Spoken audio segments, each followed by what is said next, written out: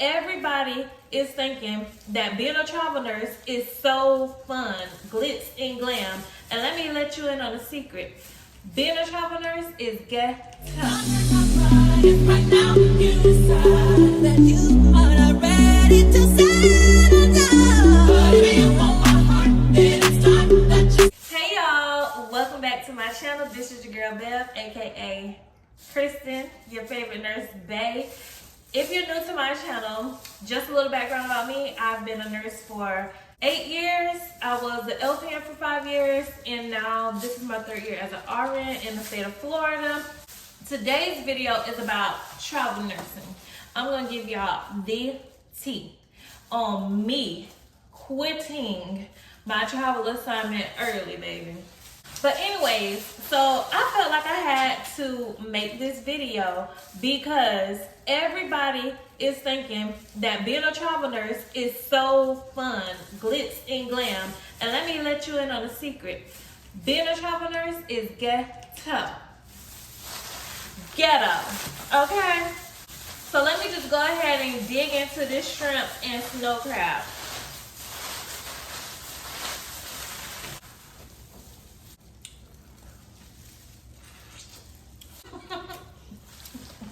Okay, so, oh, this is so hot. So, I kind of knew, if y'all following me on Instagram, or if you already subscribed to my channel, then y'all have seen me on previous lives over the week saying about my travel assignment and all the stuff that I have been going through. Well, I kind of knew on day one that me and the manager was not going to get along because sis had an attitude off top. So when she called me, she gave me a phone interview. Like, I literally was hired, contract signed, and she texted me and she's like, oh, your information came across my desk that you'll be a travel nurse here. So what days do you want to pick up?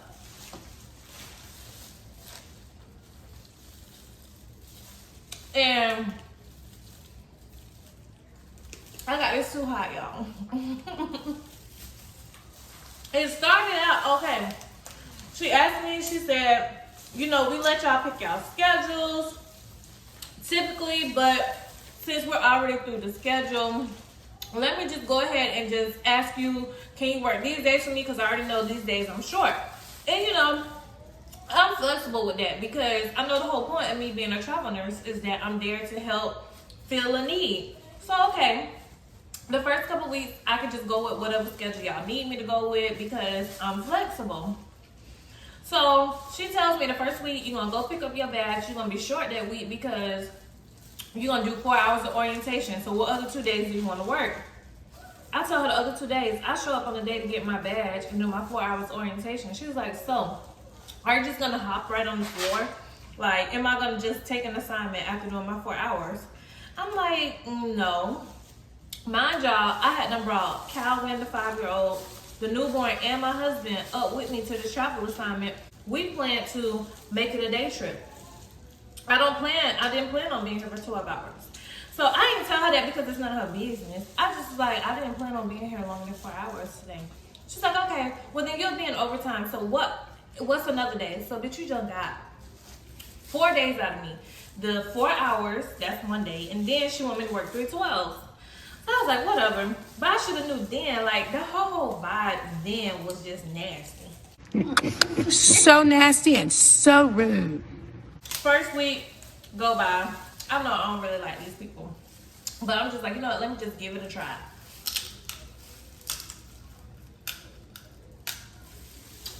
When she called me and told me about this job, she told me that the nurse to patient ratio was 1 to 5. And I'm like, all right, that's what I'm doing here. I'll do, at my base pay job, I'll do the 1 to 5. Y'all, I get there, it's 1 to 6 the whole time. Sometimes 1 to 7. Strike number 1, you lied. Let me just give y'all some more examples. So, I just got splashed in the face.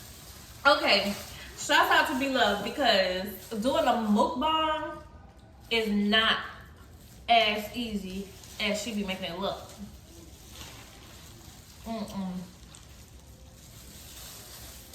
So I'm like, okay, these girls, everybody there got a stink attitude. I take that back. All the court staff didn't have a stink attitude. But the charge nurses would get smart at the mouth. And I'll be like, bitch. But then I remember, I get paid to be here.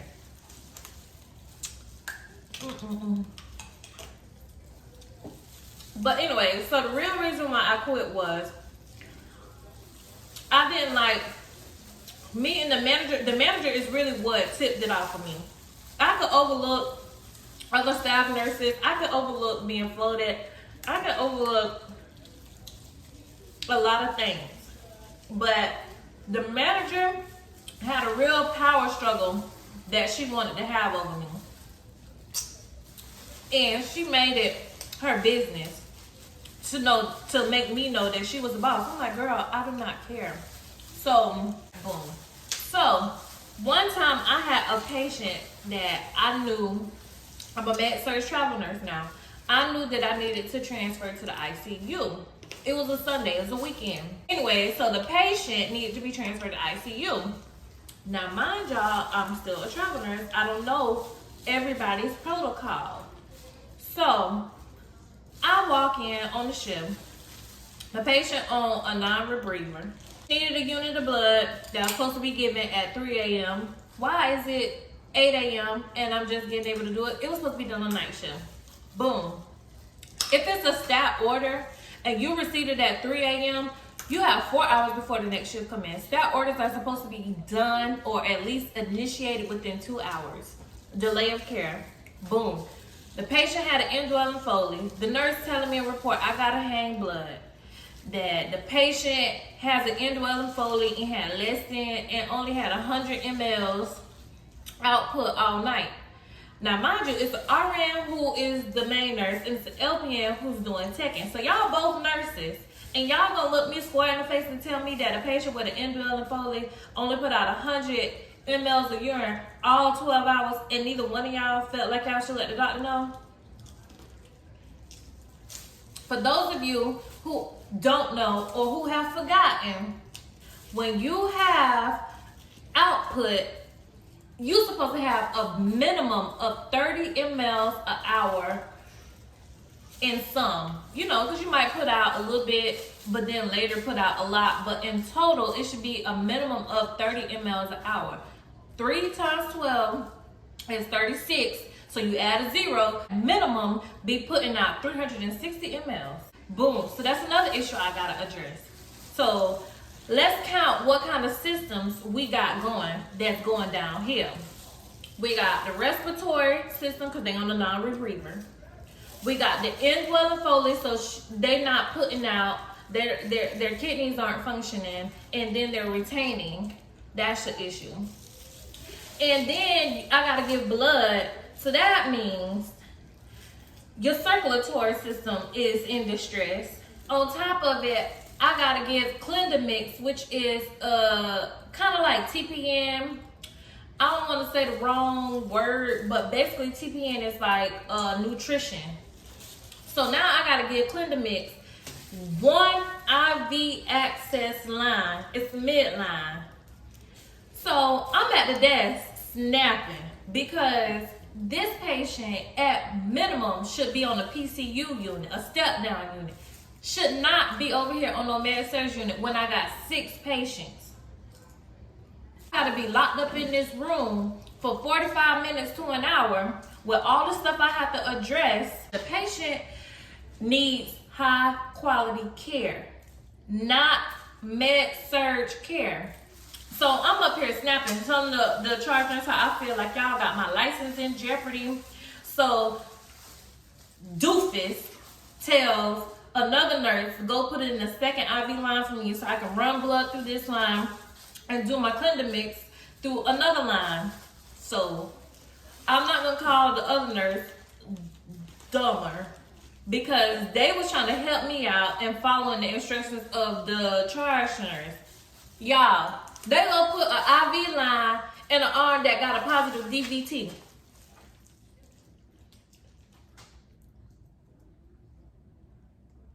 Yeah.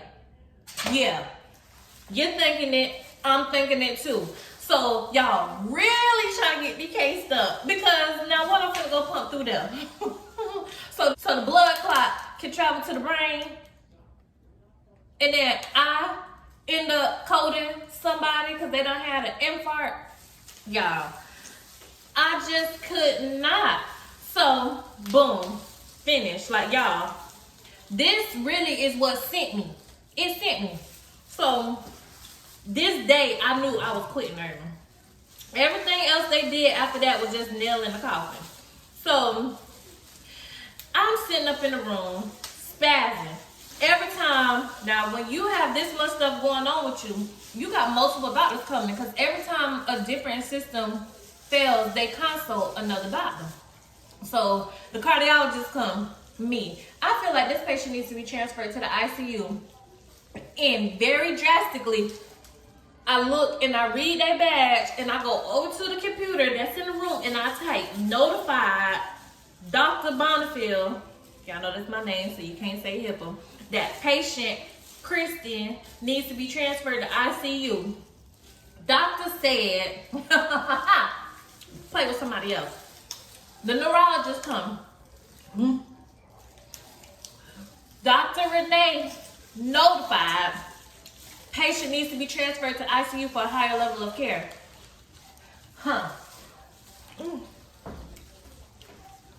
So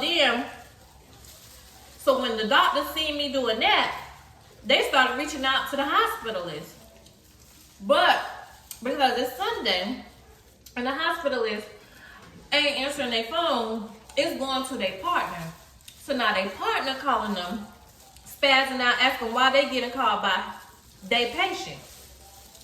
Well, now the doctor got an attitude with me. So the doctor gave me an order, transfer the patient. Now, I'm in this room because when you initiate blood, you have to stay in the room stay with the patient, at the patient's side for 15 minutes to monitor them. So I'm locked up in this room for a solid 15 minutes. I hear 2 bell alarms going on. Call the desk, nobody answer. Call the charge nurse, no answer. So I'm in the room. Tech, nowhere to be found. I'm still in the room. If you made it this far in my video, stop what you're doing. Like this video, drop me a cute little comment, do a little crab tail, crab finger, lobster claw, because I don't know if they got crabs. But if they got crabs, put a crab down there. If not, put a lobster claw and a couple of shrimps to let me know that y'all with me. If you have not subscribed already and you this far in the video, go ahead and subscribe. It is free to subscribe and it helps me keep on making these videos for y'all. Crab finger, lobster claw, because I don't know if they got crabs. But if they got crabs, put a crab down there. If not, put a lobster claw and a couple of shrimps to let me know that y'all with me. If you have not subscribed already and you this far in the video, go ahead and subscribe. It is free to subscribe and it helps me keep on making these videos for y'all. Next thing you know, finally, I get my 15 minutes up. Bell alarms, both of them, still going off. Thankfully, when I get to the room, one of the patients stable on their feet, so they had to got out of the bed, sat in the bedside, in the recliner at the bedside, eating breakfast. The other person must have just moved, and that's why they bell alarm going off. Thank God, because God be covering me. You can't play with God's favor, baby. But anyways, so I'm like, okay, boom, check on my patients, everybody, they straight, turn the call lights off. I go down to the nurse station, charge nurse ain't there. I turn around, this heifer sitting up in the nursing room drinking coffee. I'll be damned. So I'm down this hallway, drowning, with somebody who on the verge of wanting to die. 2 people call lights, call bed alarms going off, could be on the floor, hip broke. And you sitting up in here drinking coffee when you know I'm down a COVID hallway and all my patients, like I can't just run up in people's room. All right, that's when I knew I was quitting. So I was like, oh, the doctor gave me a The doctor gave me orders to transfer the patient. Okay, so let me know when you put that in and I'll call back. You couldn't put that in? Like, man. I knew then I was quitting early. That was like week 3.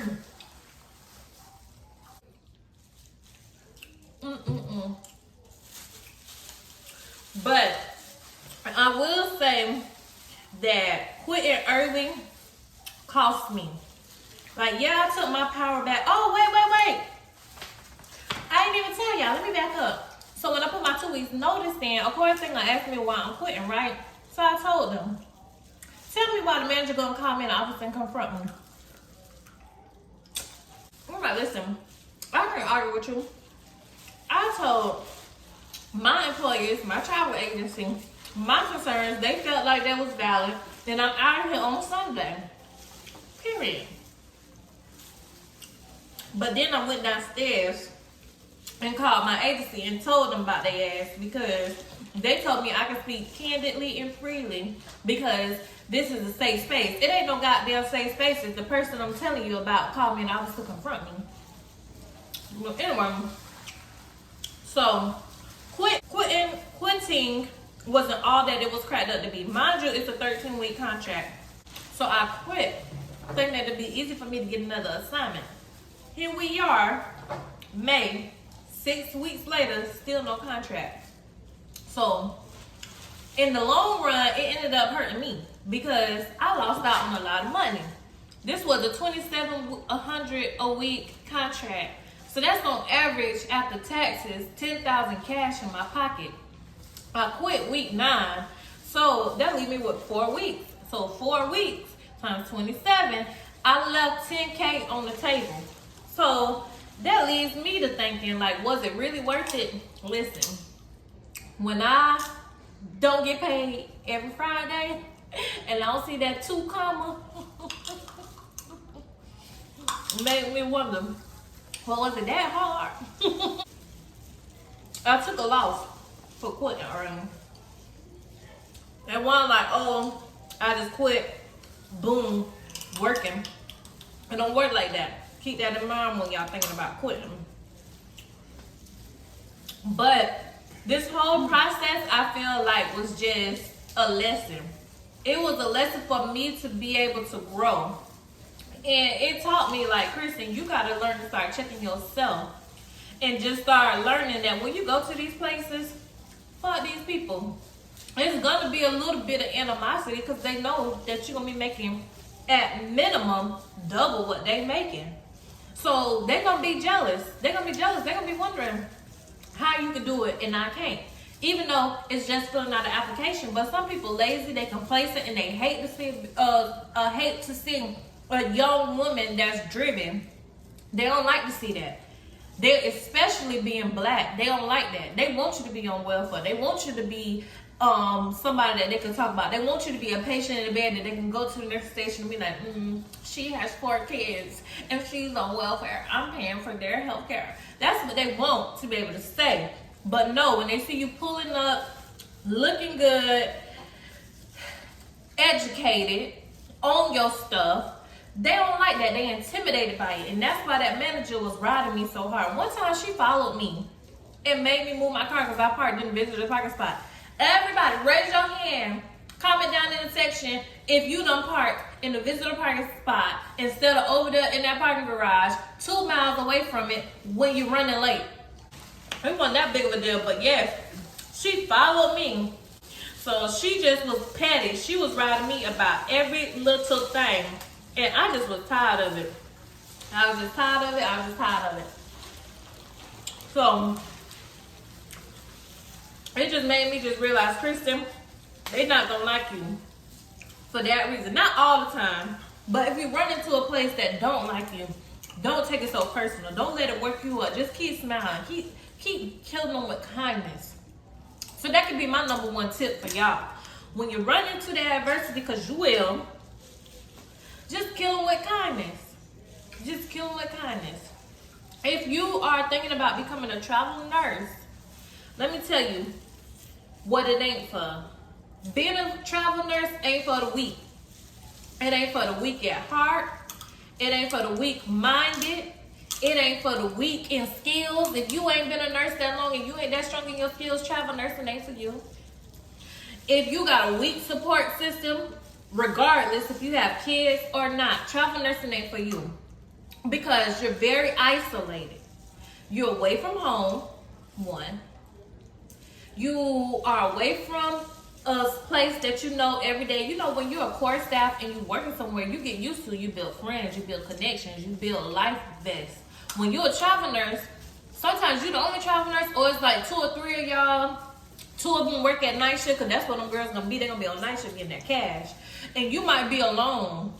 So if you don't have a real support system that can keep you grounded, or your real nursing bestie that you can text when you're in a bind and you need some guidance, travel nursing ain't for you. Keep building, sis, before you go, because you're gonna find yourself in situations like I did with a patient that needed a higher level of care. And because other nurses took care of that patient, they felt like I should be okay with taking care of them. No, I know better.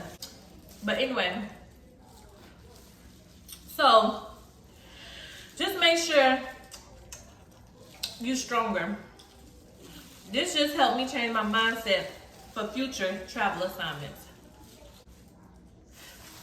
All right, thank you so much. I'm gonna go ahead and just finish my craft, y'all, because talking to y'all got my stuff and got cold. But thank y'all for watching my video. If you like this video, a little story time of a little crowd boy, let me know. I can keep doing it.